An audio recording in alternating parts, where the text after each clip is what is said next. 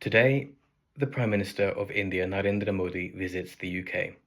Modi is a Hindu supremacist, fascist, anti-democratic, populist not welcomed to this country by anyone with knowledge of his record and a normally functioning moral compass. The parallels between him and US President Trump are of course not perfect, but they are meaningful in that both men are ethnic or religious or ethno-religious supremacists, both anti-immigrant, both fearmongers that whip up hatred and violence, because that's what they're about, but also in order to distract from their neoliberal programs that further deprive the poorest in their societies in favor of amassing ever more wealth for the global financial elite. Think Musk in the US case and Adani in the India case. Modi was barred from entering the UK, the US, and the EU for around 10 years previously, showing that even the political classes of our countries considered him and his politics to be unacceptable. This block was lifted when it became clear that Modi was on a trajectory towards national leadership, but the fact remains that according to the BBC, a secret UK government inquiry held Modi, quote, directly responsible for Gujarat 2002. I'm referring to the genocidal violence of 2002 that took place in the Indian state of Gujarat, which at the time was led by Modi as chief minister. When Hindu pilgrims returning from a visit to a holy site tragically died in the Godhra train burning disaster, spurious information linked this event to, of course, Muslims. Far-right organizers saw an opportunity to unleash their hatred and fury upon Muslims by inciting Hindu mobs to take revenge in response to what was labeled the intentional burning of this train. What ensued was carnage and horror as Hindu mobs rampaged throughout the state of Gujarat. Thousands of people slaughtered, predominantly Muslims, and unconscionable cases of rape, torture, destruction, and theft. Some British citizens were caught up in the violence too. At least 3 British citizens who were Muslims of Indian Gujarati descent were murdered and others seriously harmed. You can learn about these events in the 2023 documentary called India, the Modi Question. Earlier I called Modi a fascist. Strictly, academically speaking, I wouldn't call India quite a fascist state yet, because that implies that there is no scope for opposition or political organizing. And whilst that scope has been atrociously narrowed with political assassinations, imprisonment, intimidation, and lawfare rife, a lot of other political and media activity is still happening. There are so many brave people and movements that we must support. But Modi comes from an organization and a movement that is undeniably fascist.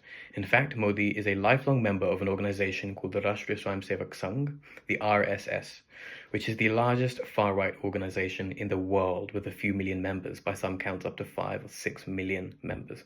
This organization was founded by people who openly admired Hitler and Mussolini. They replicated those supremacist European movements in the Indian context, with the ultimate goal being to recreate India as an exclusionary, explicitly Hindu state, as opposed to a secular, democratic state as enshrined in India's current constitution, which they want to overturn. India is and always has been home to all, regardless of religion, race, ethnicity, language. The aberration of Modi, his party, the BJP, the Bharatiya Janata Party, the RSS, and their official ideology of Hindutva must be stopped. And it goes without saying that none of this is at all reflective of Hinduism. They weaponize and abuse Hinduism in order to promote their majoritarian hate politics. This network of organizations is functioning in the UK too, with differences of course. They played a role in the events of the Leicester 2022 unrest, where violent confrontations between groups of Hindu and Muslim men broke out. An in-depth investigation explored how tensions had been inflamed by outside voices, notably those promoting Hindu nationalism, Hindu supremacy. We have to see these figures and movements in global context. There are cracks in the Modi-Trump relationship, yes, but broadly speaking, they present a very worrisome partnership and a confluence of mainstreamed far-right forces around the world. Modi sells India abroad as a rising hub of international business. But underlying all of that in India is mass unemployment, inequality, democratic backsliding, institutional degradation, and communal violence. His vision of India as Vishwa Guru, or global teacher, is built on lies and hate. Modi is here in the UK to sign a free trade agreement with the UK, which will further cement impunity for this would-be autocrat. The trade deal and investment treaties now being negotiated and agreed upon between the UK and India are a continuation of the devastating neoliberal policies both governments have inflicted upon the global multiracial working class.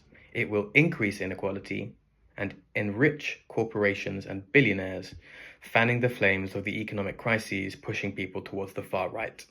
This must be stopped. These are not people that we should welcome with open arms because they are national leaders. They are vicious demagogues with a lot of blood on their hands. Modi is not welcome in the UK, nor is Trump.